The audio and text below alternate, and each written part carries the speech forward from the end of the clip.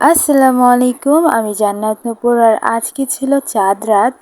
আর এইবার কিন্তু রোজা হয়েছে 29টা। তো আমার বান্ধবী আমাকে ফোন করে বলল আমি যেন তার বাসায় যাই, কারণ তার অনেক শখ আমার হাতে মেহেদি লাগাই দিবে এজন্য। আর এদিকে তো আমি কোর্টমোড় দেখতে দেখতে চলে যাচ্ছিলাম। আর কালকে যেহেতু নামাজ হবে এই জন্য কিন্তু আমাদের ঈদগাহ ময়দান অনেক সুন্দর করে সাজিয়েছে। আর আমাদের ঈদগাহ ময়দানটা কিন্তু অনেক বেশি সুন্দর এবং অনেক বড়। যাই হোক, ঈদ উপলক্ষে তোমাদের এলাকা বা তোমাদের অঞ্চল কিভাবে সাজিয়েছে আমাকে কিন্তু কমেন্ট করবে। তো আজকে যেহেতু চাঁদ রাত ছিল, রাস্তায় কিন্তু অনেক বেশি রাশ ছিল। আর আমি এমন এক রিকশায় উঠেছিলাম, সেখানে তো রিক্সাওয়ালা মামা আমাকে এমন টানে নিয়ে যাচ্ছিল মনে হচ্ছে আমি প্লেনে উঠেছি। আর এই রাস্তাগুলো তো তোমরা দেখেছো, এটা কিন্তু মুজিব সড়কে ছিল। অনেকটা রাজশাহীর মতো করে ডেকোরেশন করেছে। রাত্রেবেলা আমাদের যশোর অনেক সুন্দর লাগে। যাই হোক, সুন্দর একটা রোড দিয়ে চলে যাচ্ছিলাম আমার বান্ধবীর বাসায়। এই ভিডিওগুলো রাত্রেবেলা করলে আরো বেশি সুন্দর লাগতো। যেহেতু বান্ধবীর বাসায় আজকে ফার্স্ট টাইম যাচ্ছি, এই জন্য গলি চিনতে একটু অসুবিধা হয়ে যাচ্ছিল। আমি শুধু ভাবতেছিলাম যে ইফতারিটা করতে পারবো কিনা। দেন অবশেষে ইফতারির 10 মিনিট আগে বান্ধবীর বাসার সামনে চলে আসলাম। আর সেখান থেকে নিয়ে নিলাম একটা জুস। খালি হাতে কি যাওয়া যায়? ইফতারে ছিল মাত্র আর 5 মিনিট, তখনও আমি ভিডিও করছিলাম এসে। আমার বান্ধবীর বাসার বেলকনিটা অনেক বেশি সুন্দর। বাসায় এসেই তো আমি বেলকনিতে চলে গেছিলাম আর কিছু ভিডিও করে নিচ্ছিলাম। এইরকম একটা সুন্দর বেলকনি থাকলে ভিডিও তো করতেই হবে। আর এদিকে আমি তোমাদেরকে বলছিলাম যে আসতে আমার কত বেশি হ্যাজার্ড হয়েছে। আসলে নতুন একটা জায়গায় আসলে একটু অসুবিধা হবে, এটা তো নর্মাল। আরও ছিল রমজানের লাস্ট রোজা, এই জন্য আমি একটু ভয়ে ভয়ে ছিলাম যে ইফতারটা করতে পারবো কিনা। বাট আলহামদুলিল্লাহ ইফতারটা আমরা অনেক ভালোভাবে করেছি। দেন চলে গিয়েছিলাম ক্যান্টনমেন্টে। আমাদের ক্যান্টনমেন্টে কিন্তু ছিল একটা মেহেদি ফেস্টিভ্যাল। তো আমরা সব মেহেদি আর্টিস্টরা মিলে চলে যাচ্ছিলাম সেখানে। আর ক্যান্টনমেন্টের আর্মি ভাইয়ারা যে এত বেশি হাম্বল ছিল বলার মতো না। আর তোমাদেরকে একটা কথা শেয়ার করে রাখি, আমার কিন্তু ক্যান্টনমেন্টে আসা ফার্স্ট। এর আগে কখনো আমি ক্যান্টনমেন্টের ভিতরে আসি নাই। এখানকার পরিবেশ এবং তাদের বিহেভিয়ার অনেকটাই জোস। মাশাল্লাহ মাশাল্লাহ, আমার তো অনেক বেশি ভালো লেগেছে। আর এখন মেহেদি দেওয়া শেষে একটু বসেছিলাম।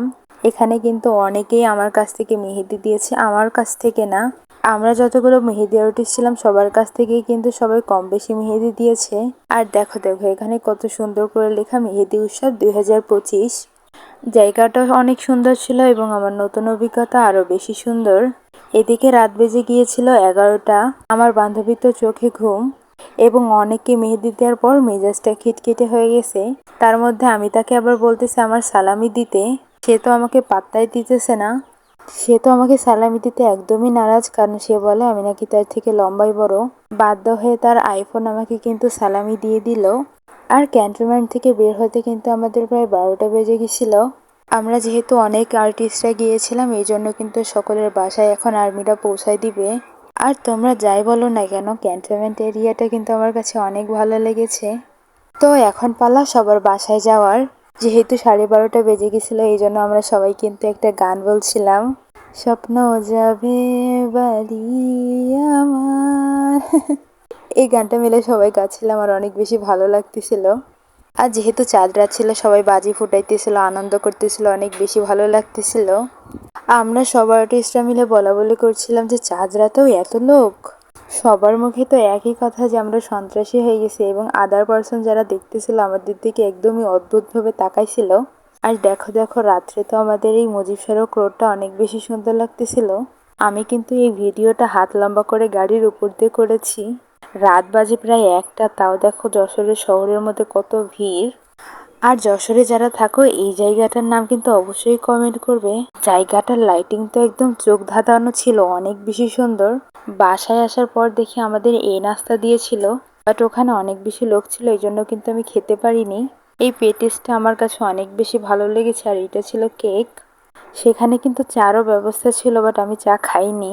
ধরতে গেলে ইফতারি শেষে আর কিছুই খাওয়া হয়নি। এখন রাত বাজে 1টা, হঠাৎ করে মনে পড়লো যে আমাদের সকলকে তো নাস্তা দিয়েছিল। এখন 2টোর সময় আমি বসলাম হাতে মেহেদি দেওয়ার জন্য। আমি চাচ্ছি না যে বছরের একটা দিন আমার হাতটা ফাঁকা থাকুক, এই জন্য কিন্তু টুকটাক করে হাতে মেহেদি দেওয়া শুরু করেছি। আর আজকে যে মেহেদিটার ডিজাইন দিচ্ছিলাম সেটা কিন্তু আমি ফেসবুক থেকে পেয়েছিলাম।